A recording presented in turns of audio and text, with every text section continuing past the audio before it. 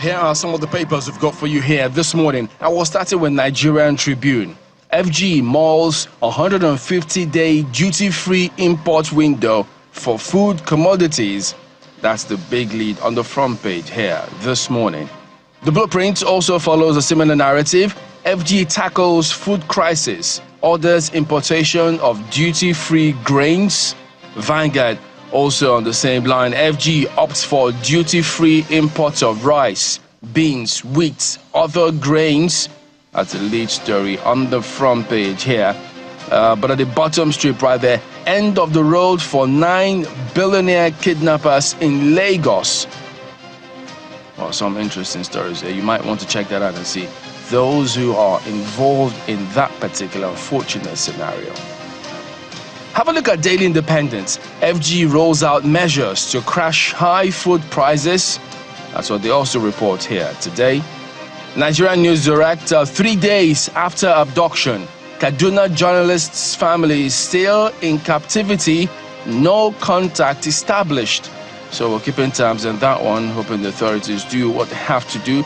But look at some of the riders here this morning. As the Hono community residents desert homes, ensure you rescue our colleagues unhurt. NUJ tasked government security agencies.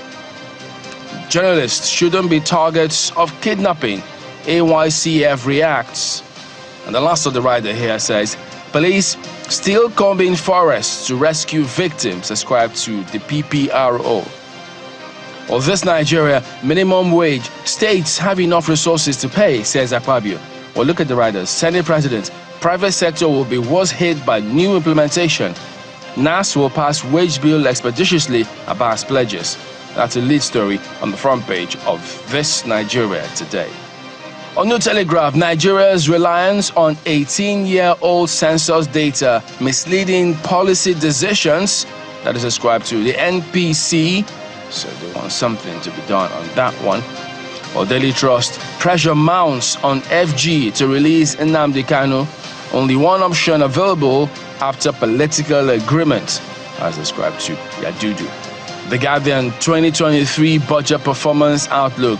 Unfunded deficit hits 1 trillion naira in 9 months, worsens FG's fiscal position.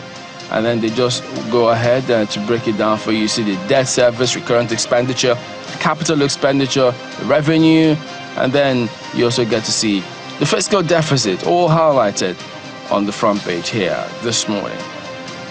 And then beneath that story, ex-generals task FG on new wage demand, cuts in governance costs to avert crisis. That's an interesting scenario right there this morning. Leadership newspaper here today focuses on the fuel scarcity. NNPCL marketers pass the buck as queues spread. And then Business Day, Nigeria's private equity investments up 322% on energy, ed tech. So that's what they see. A weapons smuggling surge raises fresh security concerns. Business Day reports right there on the front page as well. The Nigerian Observer, S&P tips Dangote refinery to boost forex supply in Nigeria. So that should be an interesting one for you if you'd like to check that out. Those are some of the dailies here this morning.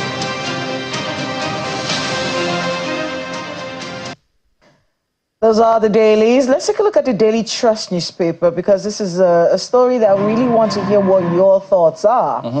And if you have any thoughts, for or against, feel free to express yourself. You can send us an email. You can send a comment on our YouTube page. We actually do read all the things that you send. So do send your thoughts on this topic from the Daily Trust newspaper. And it's talking about pressure mounting on the federal government to release Nnamdi Kanu. Should he be released? What are your thoughts on that? On page 4 of the Daily Trust, I'm seeing this one from Yadudu. Only one option available after political agreement. Should this end? Should he have his day in court? We had a guest here not too long ago who said, look, he has to have his day in court. He should go into court and defend himself. Do you think that some kind of solution outside of the courts is the way to go? And if the government does opt for that option, Do you think it will provide the lasting solution to this problem, especially with everything that's going on in the Southeast? And if you're in the Southeast and you're listening to me, it's Monday. In many parts of the Southeast, there are still sit-at-home orders. At least yesterday, people had to deal with that. So if you are in the Southeast, or you have a voice, or you believe that you have a solution that could bring back the prosperity, bring back the peace that we're used to in southeastern Nigeria, talk to us about it. Let us know. You can send an email. You can send a message on the YouTube channel. Say whatever it is that you need to say, respectfully, of course, but just so we can understand what's going on. And if you want to know more about this story, go to page 4 of the Daily Trust newspaper and see where all the fault lines are being drawn. And then there's a story here from This Nigeria, if we can have that up, about the minimum wage. And we're seeing that it is from the Senate President. He says states have enough resources to pay. That's what Akpabio is saying. More on that from page 4 of This Nigeria. It says the private sector will be worst hit by the new implementation. And that's the conversation that's been going on. Okay, so while we're talking about minimum wage and how the government should pay workers, have we thought about the fact that private sector many people in the private sector have not been paying minimum wage? You can ask your local POS operator what our boss pays her. You can find out what people are going through. So for people like that, what's going to happen to those businesses? Are they going to be compelled to pay minimum wage to their workers? Can they afford it? And with the harsh economic climate that we have, with the problems people are having with keeping their businesses running, is this the way to go? More on that from page 4 of This Nigeria. Well, I think part of the challenge now is the journalists who've been abducted, who were still waiting for their release, as has been widely reported by the dailies here this morning. Look at Vanguard newspaper. Beneath that lead story, 72 hours after abduction, fates of Kaduna journalists remain unknown. So it's a huge concern because, these guys go for almost anyone who's everyone, anyone. They just, the spate of kidnapping, you just never know. You just never know. And that is why, security is at the top of a lot of challenges that we do face. Yes, the government talks about agri-sector, how they want to duty-free import of rice, beans, wheat, other grains. Yeah, as good as it may sound, but they shouldn't also forget to perhaps do a lot more in addressing those challenges of farmers going back to farms.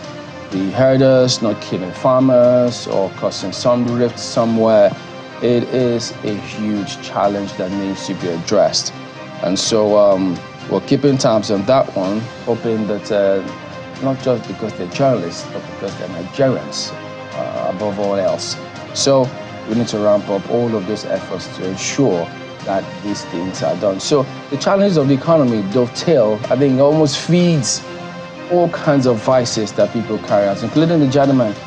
Well, I know some people, I call him a gentleman, but yeah, he unfortunately did try, but we'll keep tabs on that one as well here today. So those are some of the highlights this morning on some of the front pages. We will be back in just a moment. Stay on with us.